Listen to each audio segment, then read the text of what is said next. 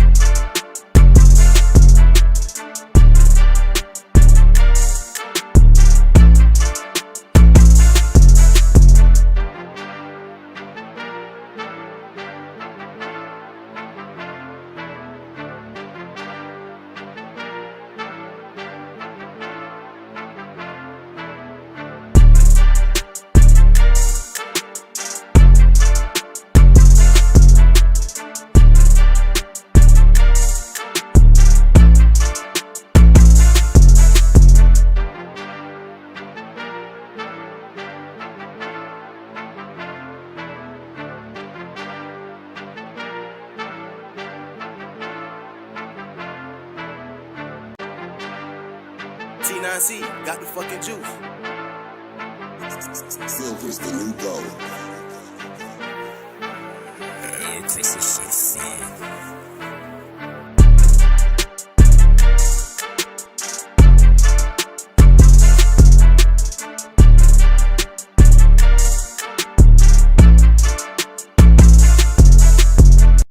Yo, what's going on, everyone? Welcome back to another episode of JT Sports Live. I'm your host, JT.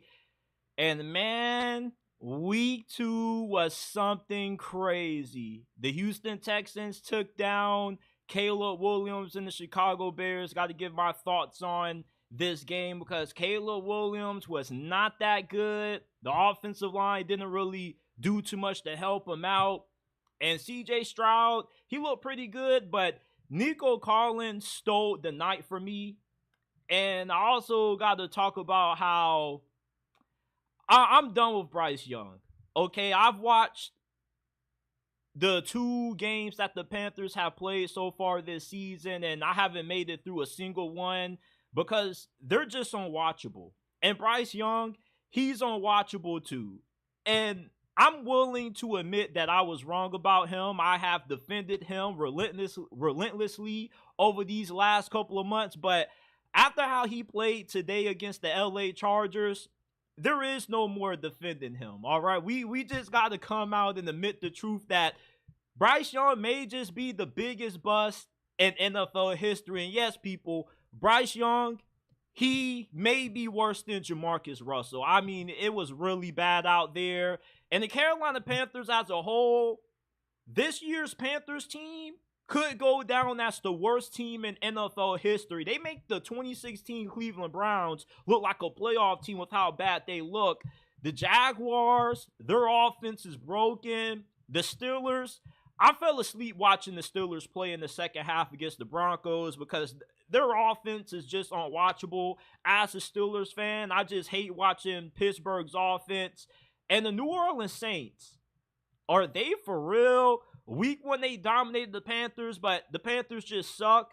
But they, once again, dominated another team, that being America's team, the Dallas Cowboys. And we got to discuss just how truly good are the New Orleans Saints. Also got some thoughts on the Cincinnati Bengals loss to the Kansas City Chiefs. Shout out to everybody that's tuned in. Shout out to Here We Go Show. Shout out to E. Meese. He says, how about those Ravens? Shout out to my guy, Pays and Plays Podcast. Shout out to M. Sparks. Shout out to Cornelius Green. He called me a clown. Shout out to MDT Sports. Shout out to everybody that's tuned in. Wherever you're watching, X, YouTube. Do me a favor. Smash that like button. Subscribe to the channel. Turn on post notifications so you don't miss when we go live and drop new content. Also, give us a follow. We retweet the stream if you're watching on X. And give us a 5-star review. We aren't just a YouTube channel. We are a podcast. You can find us on Apple, Amazon, Spotify, wherever you get your podcast from. The JT Sports Podcast is available. Now, let's get into it. Sunday Night Football, we got Caleb Williams, the #1 overall pick from this past year's draft, taking on CJ Stroud, the 2nd overall pick from last year. And the Texans won 19-13. This was not an impressive showing out of Caleb Williams. He got sacked 7 times. He threw 2 interceptions. And I felt in the first half of this game, Caleb Williams looked pretty good. He was calm. He was collected inside of the pocket. But in the second half, things just completely fell apart for him. He was making a lot of throws that made you go, what the hell are you doing, Caleb? This is the NFL. It's not college football anymore. You can't get outside the pocket and then throw the ball across your body to the other side of the football field, man. That slides when you're playing college ball, but in the NFL, you can't win playing backyard football that way. And Caleb Williams just tried to do way too much tonight. The offensive line didn't do him no favors. They also couldn't establish the ground game. DeAndre Swift was really good last season with the Philadelphia Eagles, but so far with Chicago, he's been close to irrelevant. And this offensive line, as much as people made it out that Justin Fields held the football too long, this O-line isn't helping Caleb Williams. They allowed him to just get absolutely obliterated back there. There were a couple of scuffles that were taking place. I mean, the Chicago Bears offense is a huge mess. And I would have expected more considering the amount of talent that they have surrounded Caleb Williams with. Now, we didn't see Keenan Allen play tonight, but we did see Roma Dunze and DJ Moore on the field. And I just feel like the scheme and the play calling hasn't done a good job of helping Caleb Williams' development this early into his career. You know, you think they would try to ease him into the game, but instead, you know, they're just putting everything on his shoulders. And the reason why I was so high on Caleb Williams coming into this year was that the supporting cast that he had around him should have taken a little bit of the burden off him to the point where he didn't have to be Superman. Tonight, he was trying to be Superman against one of the best defenses in the NFL. And he had a couple of good drives. He played pretty well the last couple of minutes leading up to halftime. But on his final drive of this game to send it to overtime, he didn't really have too much of a chance. And moving forward, I do expect Caleb Williams to improve when it comes to his play. He played way better tonight than what he did against the Tennessee Titans. Minus the interceptions, he was a little bit more aggressive. It looked like he was a little bit more comfortable. He was starting to better adjust to the speed of the NFL, but he still has a long ways to go. And right now, I don't think the Chicago Bears are going to have a winning record, and they probably are going to be in the market for another head coach. Matt Eberflus is a mastermind on defense, and Chicago's defense kept them in this game. But there's only so much you can do when your offense just can't really do a good job of being efficient and putting together efficient drives. And this offensive line was just absolutely terrible for Caleb Williams. But there were moments when I felt Caleb Williams should have did a better job at getting the ball out fast. He was holding on to the football a little bit longer than what he should have, trying to wait for big plays to develop. And that's something that you see very common with these rookie quarterbacks. When they enter the league, they all want to get the big play. They don't want to take what the defense gives them. And when he was trying to hit Roma Dunze on the sideline in the second half, that ended up getting picked off when he had guys underneath who were wide open. Now, for the Houston Texans, to me, this is the best team in the AFC right now.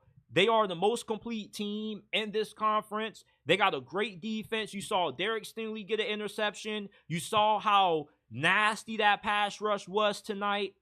And offensively, you know, this wasn't the best performance that we're going to see out of the Texans for the majority of this year. I expect this to be one of the best offenses in the NFL, but the Bears do have a really good defense. They got a really good secondary, and I felt like Chicago is one of the few teams that are going to match up well with what the Houston Texans have offensively from a personnel standpoint, because they got three great receivers: Stephon Diggs, Tank Dell, and Nico Collins, who stole the show tonight. He had a one-handed catch. He was looking like prime Calvin Johnson out there, in my opinion. He had 135 receiving yards, a touchdown, 8 catches. I mean, Nico Collins was going under the radar, in my opinion, going into this year, because everybody was talking about Stephon Diggs and Tank Dell and the addition of Joe Mixon, but Nico Collins didn't really get brought up too much. Now, when it comes to Chicago's secondary, I felt like they did do a pretty good job of limiting the amount of big plays that Houston was able to generate, because Chicago is just as deep when it comes to corner and at safety as what the Houston Texans are when it comes to their wide receiver room. So I felt like this was a pretty good matchup in terms of the Chicago Bears talent in the secondary versus the Houston Texans talent that they have at wide receiver. But ultimately, what decided this game was that Caleb Williams couldn't take care of the football. He was making rookie mistakes out there, and the offensive line couldn't keep him upright, and he also couldn't establish the run game. And I was surprised that this game was as close as what it was, considering, you know, how inefficient Chicago was offensively, which was a testament to how good their defense was. On one of Caleb Williams' interceptions, they held the Texans to only a field goal. So moving forward, you know, Caleb Williams has to do better. The play calling has to do better. And offensively, his whole entire supporting cast has to step it up. And I was watching Hard Knocks, a little bit of it. I didn't watch the whole entire thing, but one episode was really fascinating to me because Matt Eberflus brought in Nick Saban to talk to Caleb Williams, and he also was giving some advice from Saban about how to go about helping Caleb Williams in his development.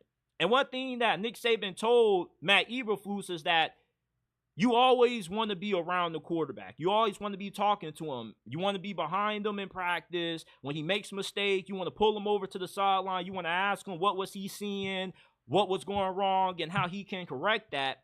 And with him being a defensive-minded head coach, I felt like that was a pretty good strategy. That's pretty good advice that Nick Saban gave him. Well, none of that has translated.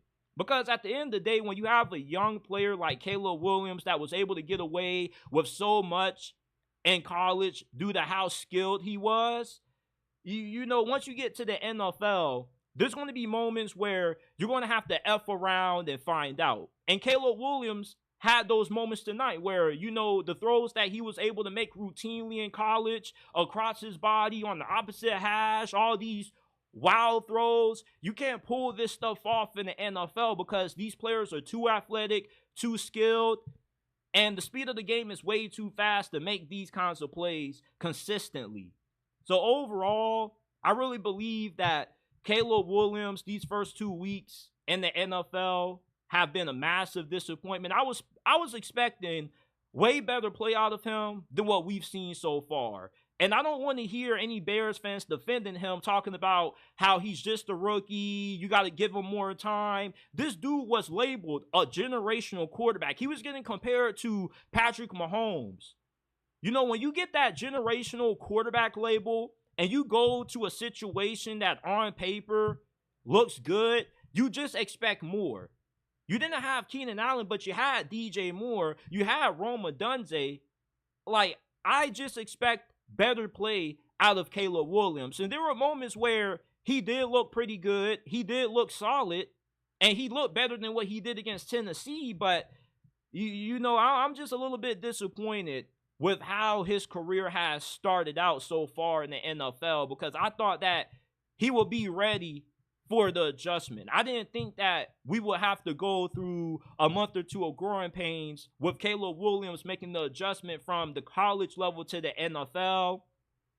But Shane Waldron, being somebody that spent a lot of time with the Seattle Seahawks during the prime days of the Russell Wilson era, Caleb Williams kind of has a lot of similarities to Russell Wilson's style of play. So I thought that Shane Waldron would be a good fit for being able to help Caleb Williams have a good, successful start to his NFL career. But so far, man, the play calling has not been that good. And I remember most of the years when Russ was in Seattle after Marshawn Lynch, they struggled to run the football. And you can tell that he has brought over those same issues from Seattle to Chicago, because the run game is just non-existent. And when you got a rookie quarterback, you want to help him out by being able to establish the run, take the ball out of his hands a little bit, not have to overly rely on him. But Chicago did that tonight, and they put themselves into a hole that they kind of had a hard time digging themselves out of, despite how many times their defense was able to bail them out. And when you're going up against a team like Houston, some of the plays that Caleb Williams was trying to make, you just can't make those decisions. Now, let's get to what a lot of you guys are probably tuned in for, man. So as you guys know, I was a huge defender of Bryce Young over the course of this offseason. I was expecting him to take a massive leap year 2 with Dave Canales as his new head coach. And I'm going to just come out right now. I have no problem admitting this, but I was dead wrong about Bryce Young. Everything that the haters and the doubters were saying about Bryce Young have been true. This dude is a bust. And he may be the biggest bust in NFL history. Bryce Young literally may be worse than Jamarcus Russell. And you can't make no more excuses for him this year, because although the Carolina Panthers are trash, Bryce Young isn't part of the solution. He's part of the problem. When I was seeing people on X defend Bryce Young, they were saying the offensive line wasn't good. Listen, there were throws that Bryce Young should have made when he had guys like Adam Thielen, Deontay Johnson wide open in the middle of the field, but instead he overlooks them, he bails out of the pocket, and he gets smashed. A lot of the sacks that Bryce Young took today against the Chargers were on him. Like, this dude just has no awareness at all. When you watch him play, he's running into his own offensive lineman. When he gets outside the pocket, he's not throwing the football out of bounds. He's just taking big hits. It looks like he has no idea what the hell he's doing back there. And I get that the Chargers are a really good team. And I understand that the Carolina Panthers are probably the worst team in the NFL. But what a lot of people overlook is that when you get drafted #1 overall, you are expected to be able to elevate a bad organization. You are expected to be able to overcome certain limitations. So certain things that you may excuse out of a guy like Bo Nix that wasn't drafted in the top 10, you kind of hold a guy like Bryce Young to a different standard, especially when you look at how well CJ Stroud has played. And a lot of y'all are going to say that I'm switching up on Bryce. I'm not really switching up. I've seen enough to know that this dude can't play at the NFL level. He had 34 yards passing at halftime. The way the Carolina Panthers opened up this game against the Chargers screamed to me they were scared to ask Bryce Young to throw the football, because all they did was run, and pass on third down. And when they did throw the football, they were only asking him to throw 2- and 5-yard passes. And the only time they really did ask Bryce Young to push the football downfield, he threw an interception in the middle of the field, the same way that we saw him throw those 2 interceptions week 1 against the New Orleans Saints. This dude just cannot throw in the middle of the field. I don't know what it is. His size definitely is a factor, but he can't see anything in the middle of the field. That's where he's at his worst. And he doesn't have the arm strength to push the football downfield neither. And I know you guys are going to say you're switching up on Bryce, but there's no way you can watch what I saw against the Chargers today and not tell me that you're not concerned. Like, I promise to God, right hand on the Bible, there was a pass that Bryce Young made when he literally had to jump to complete the pass. I was like, no way, Bryce. You're just out there doing things at this point. I promise to God, it's like Bryce Young is just out there just trying to do whatever he can to complete a pass. And, on the sidelines, Adam Thielen was frustrated. Deontay Johnson was frustrated. Like, you can tell that this team is starting to realize that Bryce Young ain't it. And the fans were booing him as they should because he looked terrible. When you get drafted to a bad organization as the number 1 overall pick, you're supposed to elevate them. You're supposed to be able to overcome certain limitations. And Bryce Young does have a decent group of wide receivers. There were guys that were open. You can say the offensive line did a bad job of handling the blitz, but it's Bryce Young's job to see the blitz coming before the play and get the ball out fast. He hasn't been able to do that. This dude just has no awareness. And I feel like the Panthers, based off how bad his rookie season went, they ruined all his confidence. I see a Bryce Young that right now looks soulless. He doesn't have any faith in himself. He has no faith in the offensive line neither. And the team doesn't seem to have any faith in him. I don't care what they say in the post-game press conferences. Like Deontay Johnson, after the game, they were talking about Bryce Young. He said that's his guy. He believes in him. BS. It didn't look like they believe in him. I mean, just look at their body language on the field. There was a report that said that Bryce Young was trying to talk to Deontay Johnson on the sidelines, and he was getting ignored. This locker room is starting to lose respect for Bryce Young because they know that this dude isn't the best quarterback on the team. They need to start Andy Dalton. Unless the Panthers' goal is to achieve the number 1 overall pick this year, there's no reason to continue to start Bryce Young. But they're going to because of David Tepper. You see, people are coming at Dave Canales saying, how can you continue to start this dude? You're an awful head coach. It's not Dave Canales' decision to continue to play Bryce Young. It's David Tepper's. Last week, Dave Canales said that he had a meeting with David Tepper. And you know how that went. What we want to do to get the most out of Bryce Young. At this point, the most you can get out of Bryce Young is maybe a 7th-round pick at that if you trade him to a team like the Rams or somebody who believes that they can find a way to resurrect him and fix him, because right now this dude is broken. It seems like he can't do anything right. And as bad as what his situation is, there were plays that he could have made. When he was at Alabama, he was great throwing the ball outside the pocket off script. There were several overthrows that he had to a wide open Deontay Johnson, open on the corner of the sidelines. He completely sells the ball. There are easy throws that Bryce Young can't even make. He can't even make the layup. And I know when I see a bad quarterback, because I saw 2 years of Kenny Pickett in Pittsburgh. He couldn't throw the football downfield, and the way Bryce Young was playing was a lot similar to how Kenny Pickett was playing. And as much as it pains me to say this, because I love Bryce Young, I have defended this dude relentlessly. We got to be honest about this dude, man. He's not good.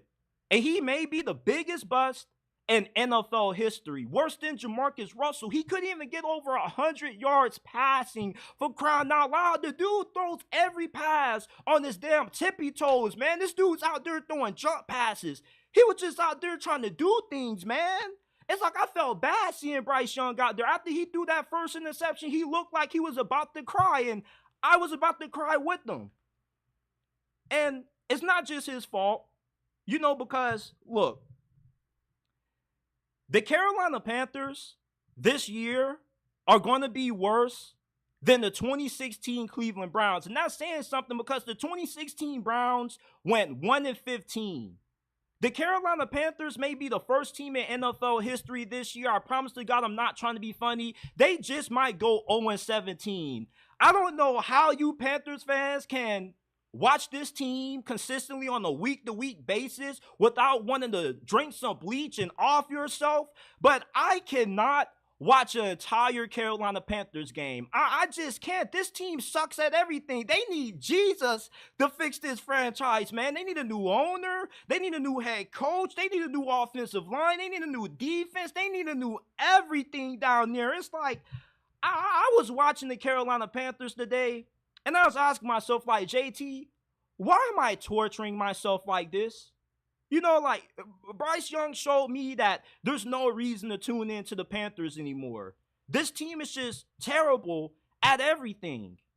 And they got a really difficult schedule because they're going up against a lot of teams that are going to have really good defenses. So it's hard to see the Panthers offense having too much success when they're going up against so many elite defenses. Imagine what's going to happen when you play the Saints again, or you got to play the Buccaneers. You know, two of the better defensive minds in the NFL, Todd Bowles and Dennis Allen. Bryce Young just might get broken in half. The Panthers are bad where Ike Ekwonu, this dude was a former first-round pick. He was one of the worst offensive tackles last year. He still is bad. He was allowing guys to blow past him. He was whiffing on blocks and assignments. Like, this team sucks. It really does. I mean, if you're a Panthers fan, I got a lot of respect for you being able to put yourself through the mental torture that is watching this team. This team is so unwatchable with how bad they are. Like, at halftime, it was a blowout. These games aren't even close. They're already decided once we go into halftime, it's a blowout. Dave Canales, after the game, talking about we made some improvement. What was the improvement? You didn't get blown out as bad as what you did week 1 against the Saints? I mean, come on. This team is bad. Really bad. They don't have nobody on their defense that can get consistent pressure on the quarterback. They lost their best player on defense in Derek Brown, who's out for the season a week ago. The Panthers, their season not only is over, but they're going to be in for one of the worst seasons that we've seen in league history. This team is a complete joke. David Tepper just needs to sell the team and stop torturing Carolina Panthers fans. Like, if you're a Panthers fan, you need to protest with how bad this team is. I promise to God, I was watching this game against the Chargers, and I was literally asking myself, how do Panthers fans do this shit? Because once I got into the third quarter, I turned the game off. And I just put on something else. I put on Raiders versus Ravens. Because the Panthers are just a complete shit show. They need Jesus to save this team. They don't need a new owner. They need Jesus. They need to go to church, get some holy oil. And Dave Canales needs to put some of that holy oil on that play calling sheet. He need to put some holy oil on Bryce Young before he takes a snap. I mean, they need to put some damn holy oil on that whole entire defensive line. J.C. Horn got burnt by Quentin Johnston for a touchdown, man. Quentin Johnston scored 2 touchdowns in the first half. Are you kidding me? J.C. Horn, you were supposed to be a shutdown corner, my dude. This team just sucks. It sucks. I don't know how you watch this shit if you're a Panthers fan. And you know, as much as I get on Mike Tomlin and the Pittsburgh Steelers, you know, watching the Carolina Panthers play the Chargers today made me glad that I'm a Steelers fan because it is hard to watch Carolina. It really is. I'm praying for Panthers fans. Listen, if you're a Panthers fan, you got a reason to bandwagon another team. You got a reason to root for 2 teams with how bad the Panthers look on a week-to-week basis. There is no reason to watch Carolina unless you want to challenge yourself to see just how much mental pain you can endure with how much bad football you're going to see played. They can't stop the run. They can't stop the pass. The Carolina Panthers are one of those teams that if you're a quarterback, you know you're about to put up great numbers on them. I remember when I was playing high school football, right?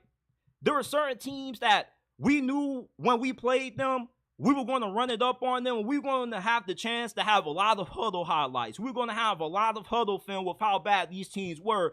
That's what it is when you play the Carolina Panthers. When you play Carolina, you know that not only are you going to get an easy win, but you're going to have an opportunity to probably hit some incentives on your contract when you play them. The Carolina Panthers are just one of those teams that you don't really have to game plan too much for. There's nothing to game plan for. They suck at everything. And as bad as what Bryce Young is, the rest of the team is just as bad. The best player that they have on offense that can actually get some yards is Chuba Hubbard. If you ask me, if you're Dave Canales, if you're not going to bench Bryce Young, make Bryce Young line up at wide receiver and just run wildcat for the whole entire game with Chuba Hubbard. He's the only reliable offense that they have. As a matter of fact, Chuba Hubbard is the Carolina Panthers offense. The Carolina Panthers are going to be the worst team in NFL history this year. They're going to be worse than what the 2016 Cleveland Browns are. I promise you this. They can't do anything right. If you're a Panthers fan, I really want to ask you, like, how do you watch this team? Like, give me a guide of what you do step by step to get through 4 quarters of watching Carolina Panthers football, buddy, because I'm never going to watch this team ever again for the rest of this season. I don't need to see any more out of Bryce Young. Bryce Young has broken me because I defended this dude so much relentlessly, and just to see him play the way that he did today, throwing jump passes, having no awareness. Like, there was one play he ran out of bounds. He was running towards the sidelines. I'm screaming at the TV, Bryce, throw the football. Bryce, throw the football. Bryce, throw it out of bounds. He gets smacked, man. You can't put that on the offensive line. You got to throw the football away. You got no awareness, my dude. Like, I hope that Bryce Young can turn around, get traded to a new team, a better situation. But right now, man, it looks like the Carolina Panthers got a dud on their hands. Just an absolute dud. Like,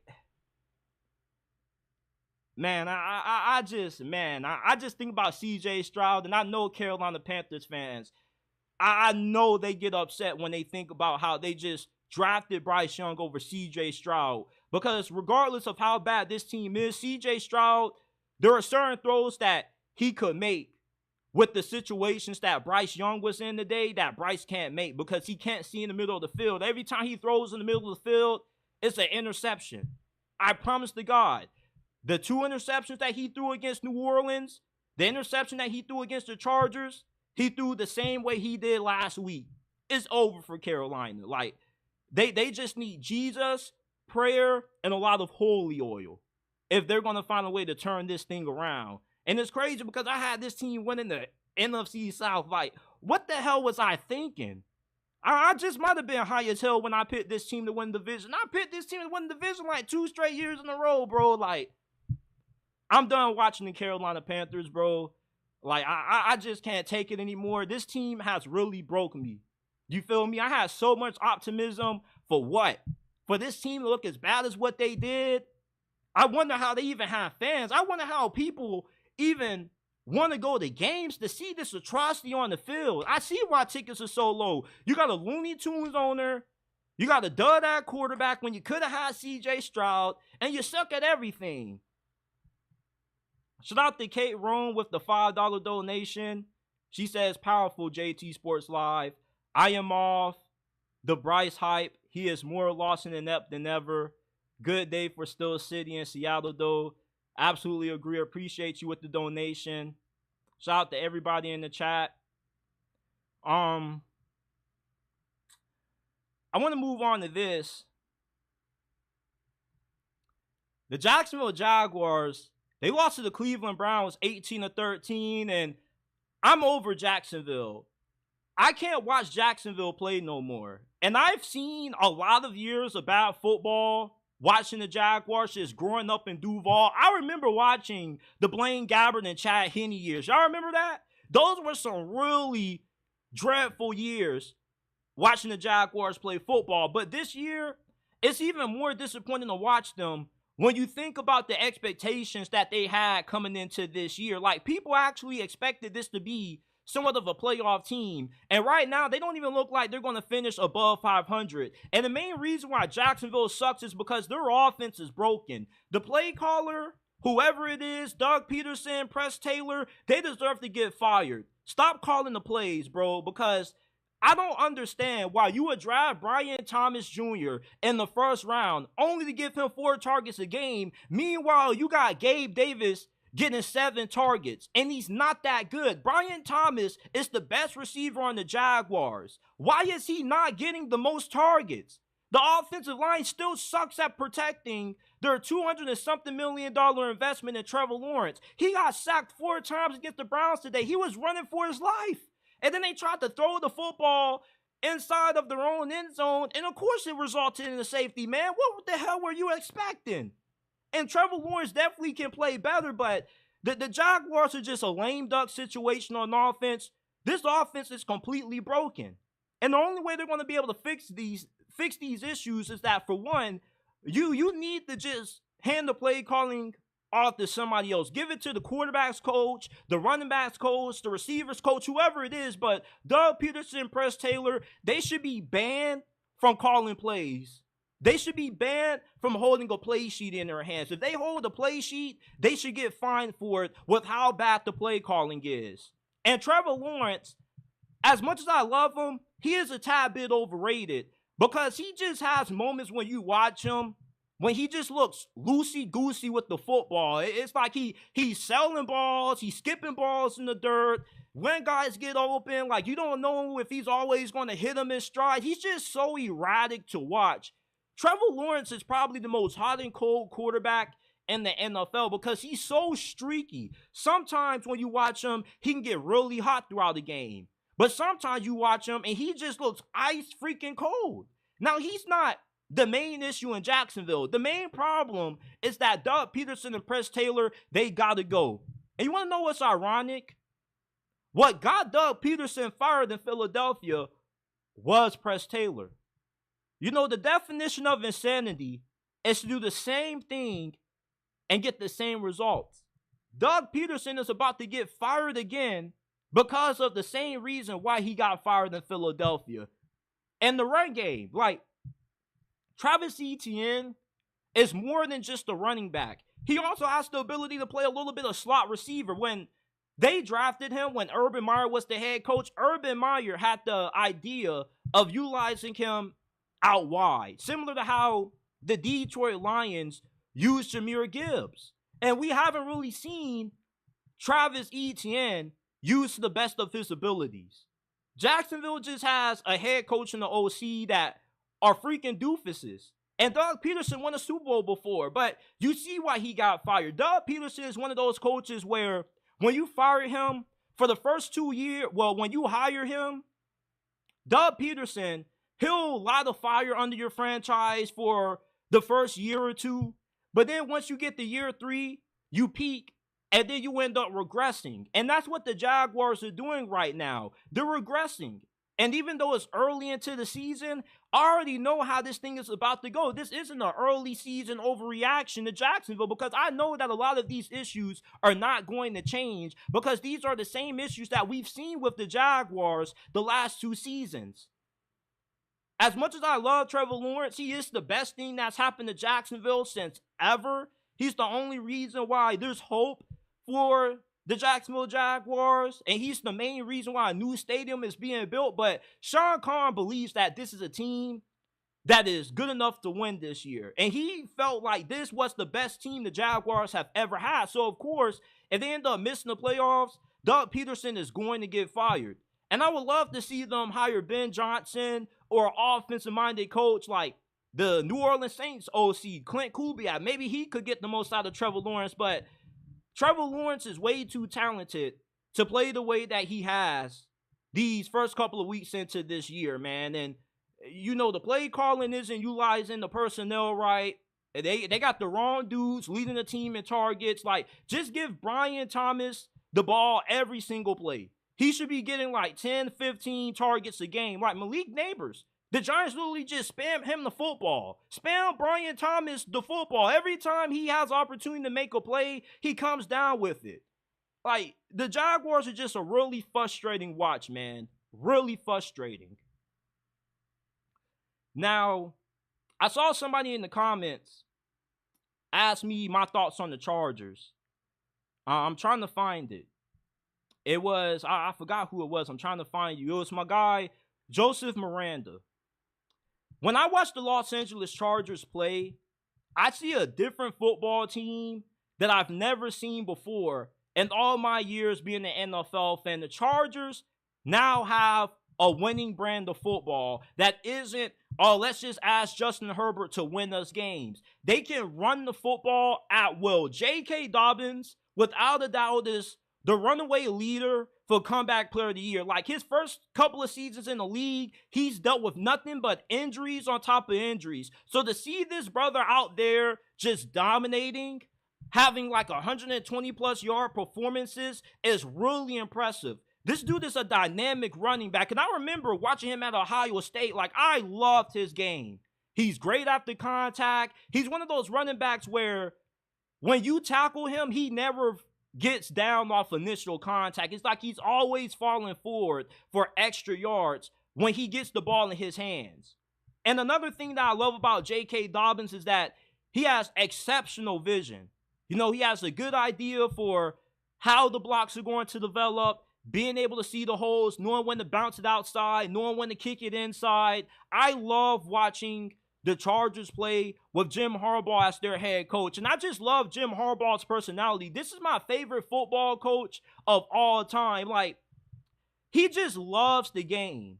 And he kind of has a similar mentality about football that I do. He said that he wants to play football as long as he can. And he wants to coach football until he dies. And that's how I feel about it. I want to watch and talk about football until I can't no more and you take me off this earth. And, you know, just the energy that he has is just so infectious. Even though, like, I don't know what's up with this little pregame ritual with Justin Herbert when he's like, I don't know what he's doing, but if you see the videos of what Jim Harbaugh does to Justin Herbert before the games, you know what I'm talking about. Like, the dude is like punching him and like Jim Harbaugh, like what's up with all this? Like, I don't know what Jim Harbaugh be thinking sometimes, bro. I love Jim Harbaugh. How can you not love Jim Harbaugh, man? Like this dude is just different. You know, he's not, like, people have always criticize Jim Harbaugh because he is a little bit weird. He can be a little bit off the ringer, as they call it. But I love Jim Harbaugh. Jim Harbaugh is one of those coaches that I would want to play for because he would get the most out of me. Yeah, he can be tough at times, but this dude is just different. And he knows how to build a winner. The Chargers have a great defense, and they're just one of those teams that they just want to bully you. They just want to impose their will against you when they play you. And that's why I can't wait for the Chargers to play my Steelers next week, because they got the same philosophy in terms of their style of play. They want to be hard-nosed. They want to be tough. They want to have great defense. They build their team based around physicality. Chargers versus Steelers is going to be an absolute classic next week. Somebody blowing up my phone.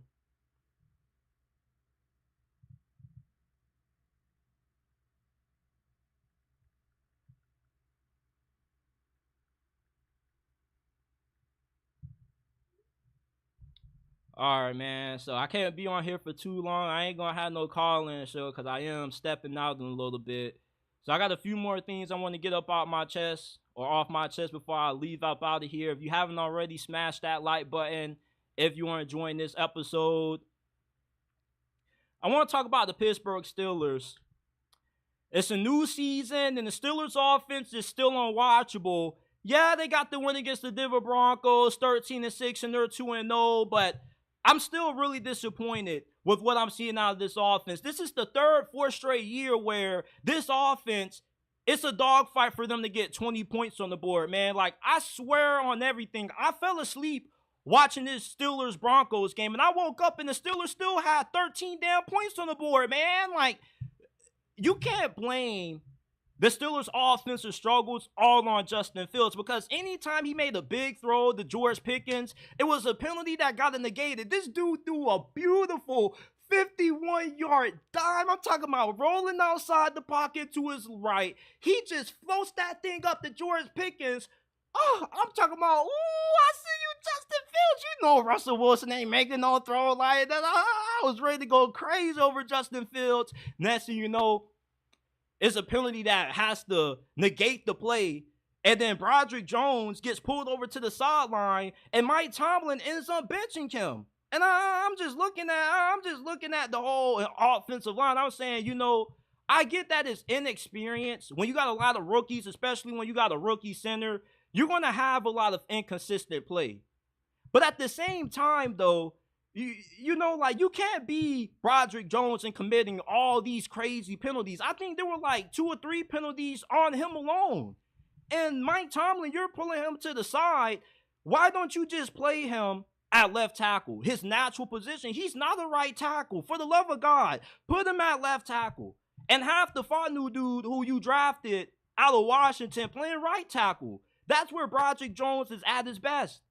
And the Steelers offense just has no creativity in it. You know, all they do is just run. And you're not even running Justin Fields like how you were week 1, Arthur Smith. And I get that Mike Tomlin is a defensive-minded coach. You feel me? And defensive-minded coaches, like, they want to have this smash mouth football. They want to play things safe. And they got no problems being in these 13-6 games. But the biggest issue with the Steelers offense isn't who's at quarterback. And that's why I keep telling people, like, it doesn't matter if you got Justin Fields or Russell Wilson in there. You're still going to get the same results because of who the head coach is. Mike Tomlin still thinks that it's 1987, 1990, or the early 2000s where you can just win with all defense and minimal offense. That's why the Steelers are going to get their ass carved up when they go against Joe Burrow this year. They didn't get to play Joe Burrow last year. They faced Jake Browning. You know, like, having this smash mouth mentality is all cool until you go up against an elite quarterback and they hang 27 on your defense. Because, you know, Mike Tomlin's defenses, despite how much praise they get, despite how many people say that the Steelers always have an elite defense, the defense never looks elite when you go up against a great quarterback. I remember during the peak years of my childhood, every time the Steelers played Tom Brady, he was carving Mike Tomlin's defense up. There was one game I remember vividly where we played New England. I forgot what year it was, but it was a cornerback, I think it was Justin Lane, who dropped the easy interception on Tom Brady. And after he dropped that interception, I just looked at him and I said, you know, you messed up. Because after that play, Tom Brady and Rob Gronkowski went right down the field, scored the game-winning touchdown, and it was wraps for Pittsburgh. Mike Tomlin's defense is going to have to be playing at a 1985 Chicago Bears level to carry the Steelers to the playoffs this year.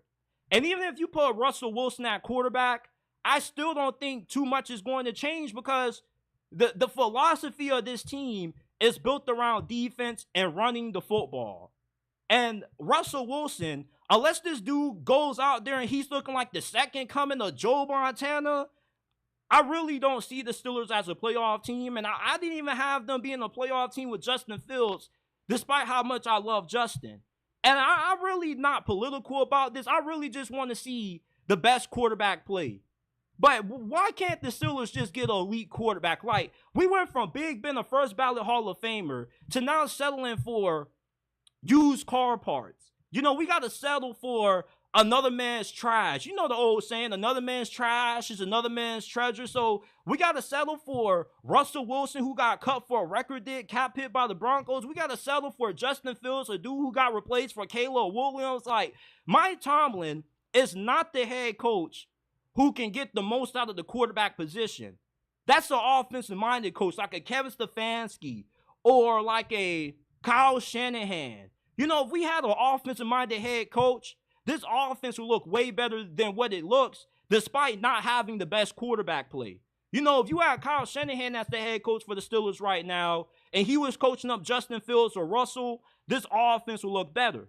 Another problem is that the Steelers don't have no damn receiver outside of George Pickens. And after seeing how Deontay Johnson was looking on the sideline for the Carolina Panthers, I think that he extremely regrets his decision to ask for a trade. I mean, Bryce Young can't get the brother the ball to save his life. Kenny Pickett couldn't give him the ball. He was better off just staying in Pittsburgh because the Steelers still have yet to find a serviceable replacement for Deontay Johnson. Van Jefferson is not it. And the other wide receivers that they have on the team are nothing better but just bona fide slot guys. Calvin Austin is not a guy that you put on the outside. So the Pittsburgh Steelers offense is just completely broken. And until they can get a better OC in there and change their philosophy and their schemes, this offense is going to continue to struggle.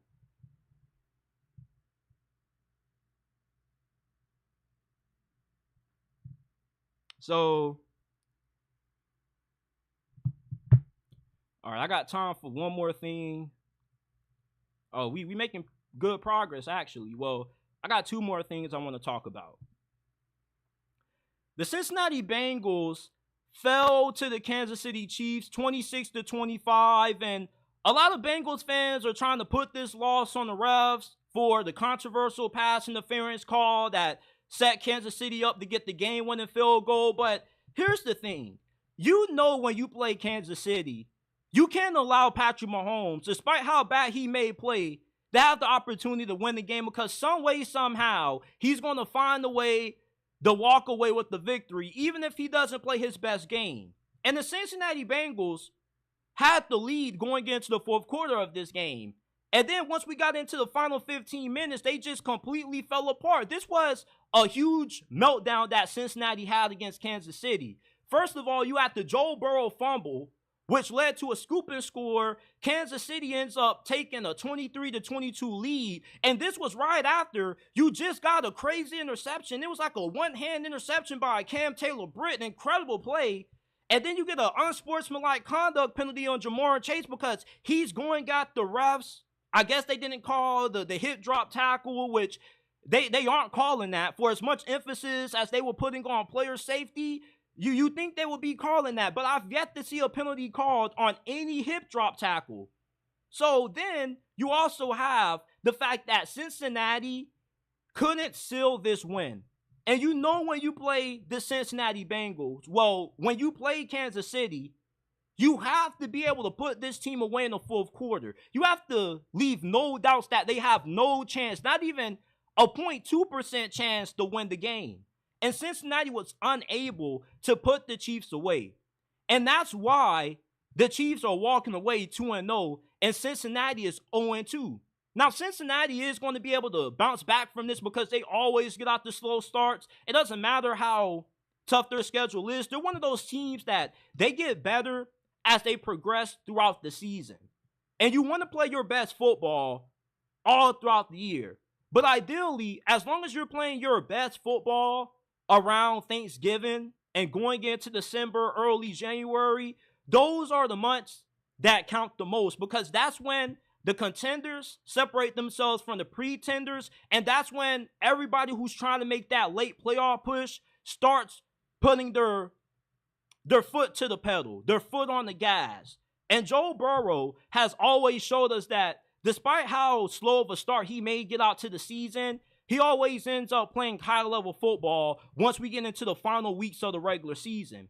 But this was a really tough loss because when it comes to getting home field advantage throughout the playoffs, this is going to be a game that you look back upon, and you're going to think about the Cincinnati Bengals having this fourth quarter meltdown, and you're going to say, okay, if we would have won this game, if we could have kept our composure, maybe that would have been the difference in us having to play in the wild card round and having the first round bye.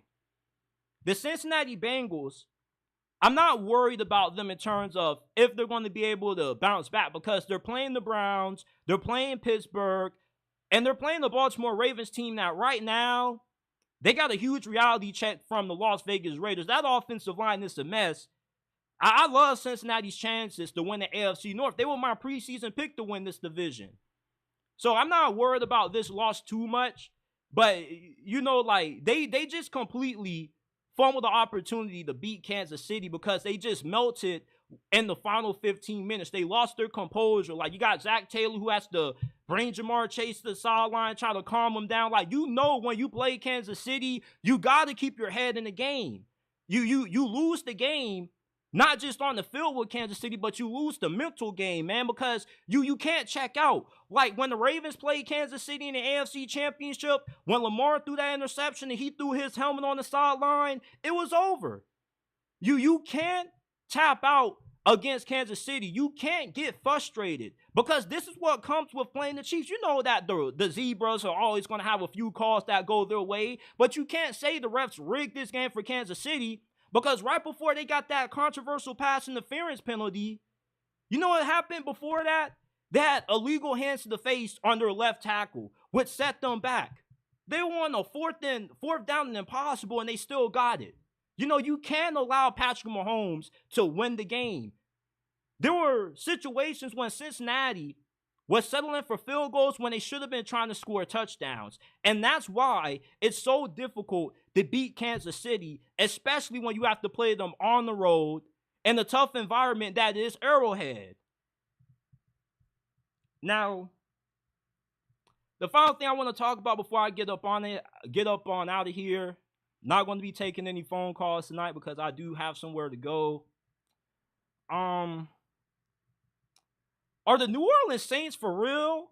Like, the New Orleans Saints have just absolutely surprised me and probably surprised us all. These dudes are blowing dudes out by 20 and 30 points. They're hanging 40 burgers on everybody. Like, putting 40 on the Carolina Panthers is one thing, but putting 44 on the Dallas Cowboys is another thing. When you think about how good and how well coached Dallas is defensively. And last year, New Orleans' offense was really lackluster. It was very vanilla. Derek Carr was throwing nothing but checkdowns to Alvin Kamara. Well, this new offensive coordinator that they hired named Clint Kubiak, listen, this dude is probably not going to be in New Orleans for too long. And a lot of Saints fans know that Dennis Allen isn't a good coach.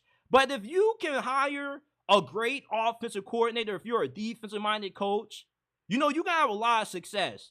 And Clint Kubiak, with how he has this offense humming, they've scored on like 15 straight possessions? We haven't seen a team do this since the early Rams teams when they called them like the best show on turf or something like that.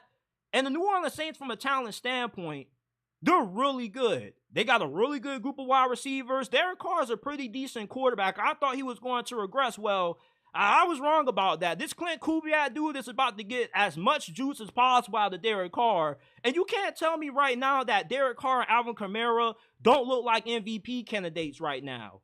Their offensive line is great. Their defense, oh my goodness, have you seen Chase Young? Like, I don't know if he's popping up on the stat sheet, but when you watch the Saints play, you definitely see Chase Young's presence being felt. Like, this dude is like a damn cyborg. This is probably the biggest that I've ever seen Chase Young. Like, this dude is playing the best football that I've ever seen him play. Like, this dude's running around looking like the Incredible Hulk out there. Like, I'm glad I'm not playing against the New Orleans Saints and I got to line up on the other side against Chase Young. That dude looks like the last person that you would ever want to get hit by. He's like Derrick Henry coming off the edge.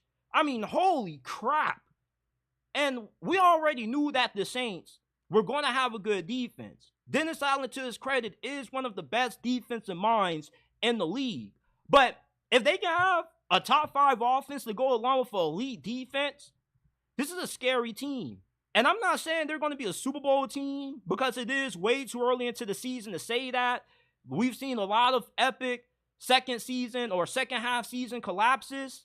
But New Orleans looks like the favorite to win the NFC South right now. Some of y'all may say Tampa, but they're playing elite football on both sides of the ball. Their offense is playing at a top 5 level. Their defense is playing out of this world. They got great schemes. They're well coached on that side of the ball. And as long as Clint Kubiak continues to dial up these bonds with Derek Carr, I'm talking about Derek Carr and these past 2 games in the first quarter, this dude is just slinging that thing downfield. I've never seen him take so many shots downfield with so much aggressiveness. When I think about, what he's been for the majority of his career, I don't feel like Derek Carr has played this good since that back injury that he sustained with the Las Vegas Raiders nearly a decade ago when he had Jack Del Rio as his head coach and he was an MVP candidate that year. Like, this is the best play that I've seen out of Derek Carr in a very long time. I mean, this dude is really good right now with Clint Kubiak as his OC. And this dude is probably only going to last for a year.